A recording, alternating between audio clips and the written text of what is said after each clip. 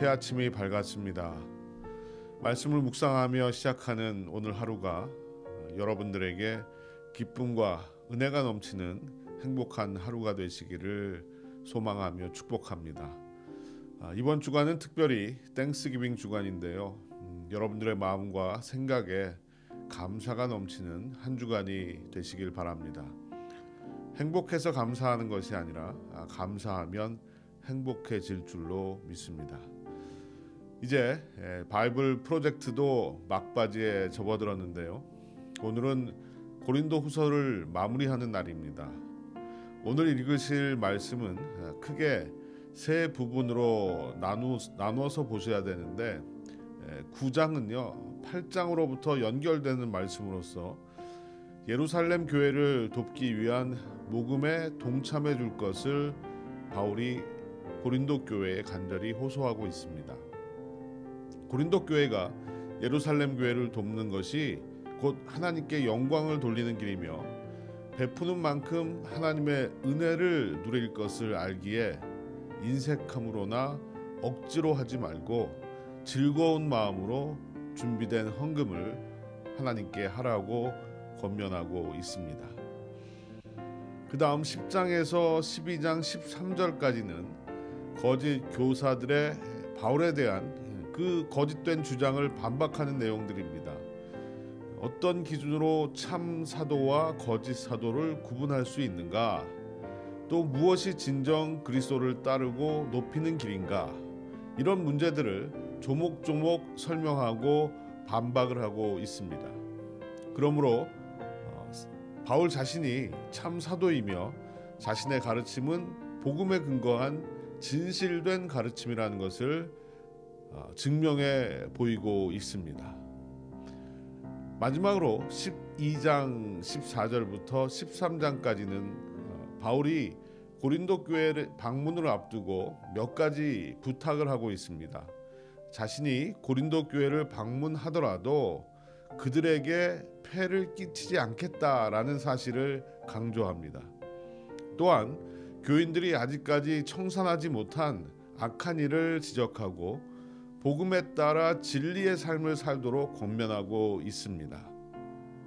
그리고 마지막으로는 문안 인사와 축도로 그들을 축복하면서 서신을 마무리합니다. 오늘 하루도 능력 있는 삶을 사시길 바라는 마음으로 고린도후서 2장 1절부터 10절 말씀을 중심으로 바울이 말한 진정한 능력은 무엇인지를 여러분들과 잠시 동안 함께 나누어 보도록 하겠습니다.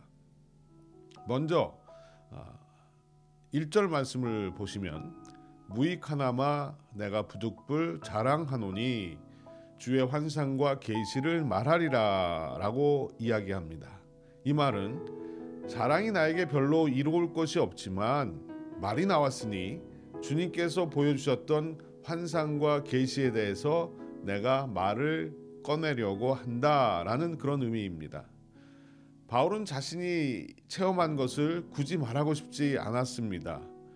하지만 상황이 말을 할 수밖에 없는 상황이라고 판단했기 때문에 이제 말을 꺼내는 겁니다. 그래서 바울은 자기 자신이 체험한 것이 아니라 다른 사람이 체험한 것처럼 돌려서 이야기를 합니다. 2절에 보면 내가 그리스도 안에 있는 한 사람을 아노니 그는 14년 전에 셋째 하늘에 이끌려간 자라 라고 말합니다. 아마도 마게도니아의 환상 와서 우리를 도우라 라고 했던 그 환상이 다시 바울에게만 주어졌던 것 같습니다. 그래서 자신이 경험한 특별한 체험을 말하고 있는 거죠. 유대인들은 7개의 하늘이 있다라고 말을 하는데 바울은 세 번째 하늘 4절에 보니까 낙원이라고 말한 것으로 봐서 천국에 대한 경험이라고 이야기하는 사람들도 있습니다.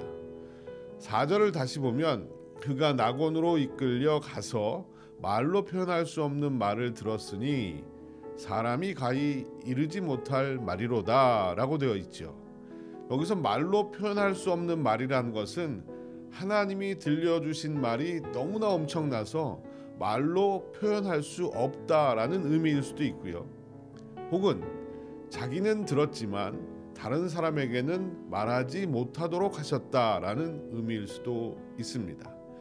어쨌든 이 세상의 언어로는 표현할 수 없을 것만큼 놀라운 체험을 사도 바울이 한 것입니다. 자, 이 정도 체험이면 당시 다른 대적자들이 말하는 체험과 비교할 수 없는, 그들을 훨씬 더 능가하는 체험을 한 것입니다. 하지만 더 이상 이것에 대해서 말을 하지 않는 것은 이런 체험 때문에 누구든지 자기에 대해 지나치게 생각할까 봐, 그것이 두려워서 이제 더 이상 말하지 않겠다라고 이야기합니다. 계속 이런 말을 하고 다니면 사람들이 바울에 대해서 바울 이상으로 생각하게 되고, 또 그렇게 되면 자연스럽게 자신이 자만에 빠질 수밖에 없다는 것을 바울은 잘 알고 있었다는 거죠. 이것을 깨닫게 해준 하나님이 주신 안전장치가 있었는데, 그것이 바로 육체의 가시였습니다. 7절을 보면 여러 계시를 받은 것이 지극히 크므로 너무 자만하지 않게 하시려고 내 육체의 가시 곧 사탄의 사자를 주셨으니 이는 나를 쳐서 너무 자만하지 않게 하려 하심이라 라고 말합니다. 여러분, 바울이 말한 육체의 가시에 대해서는 여러 가지 설들이 있습니다.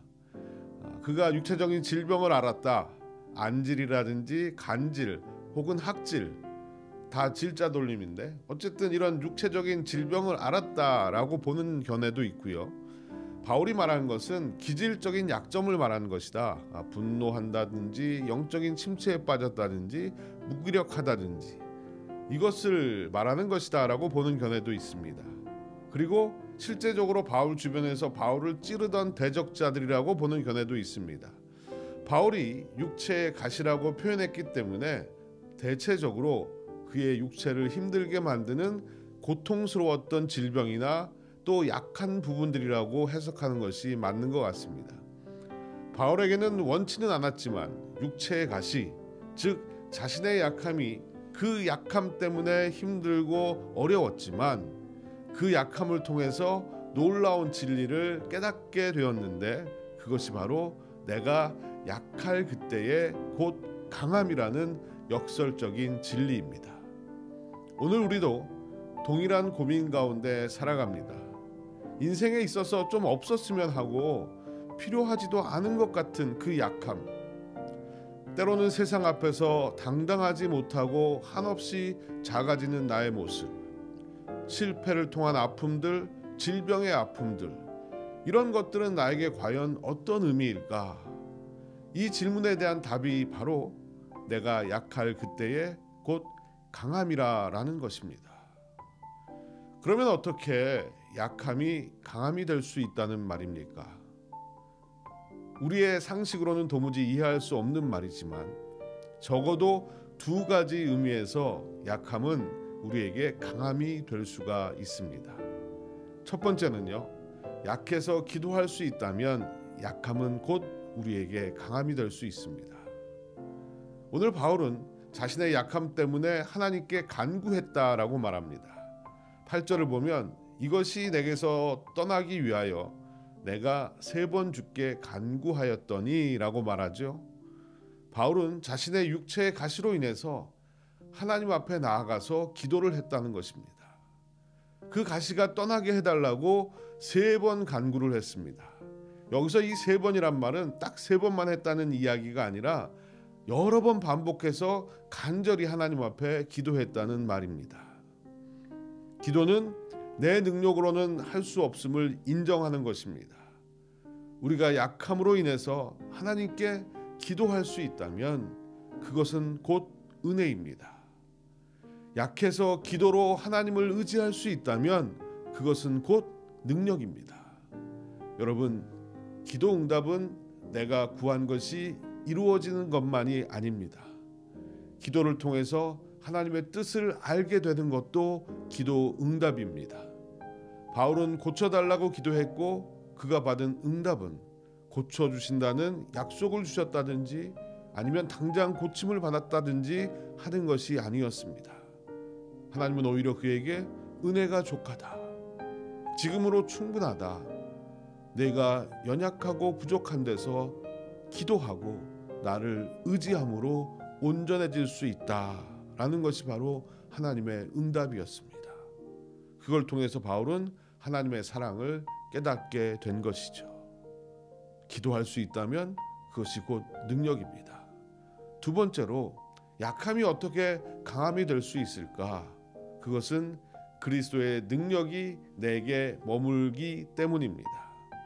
9절 후반부에 보면, 그러므로 도리어 크게 기뻐함으로 나의 여러 약한 것들에 대하여 자랑하리니 이는 그리스도의 능력이 내게 머물게 하려 함이라 라고 말합니다.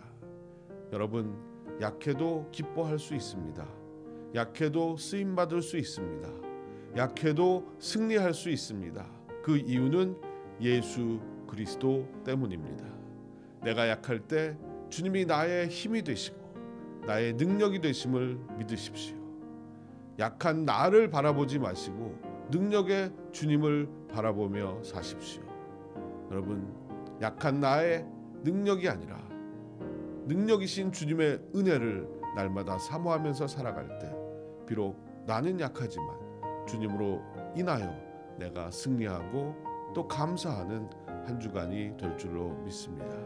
여러분, 이번 한 주도 약한 내가 아니라 예수 그리스도 때문에 감사하면서 사시는 한 주간이 되시기를 주님의 이름으로 축복합니다. 기도하시겠습니다.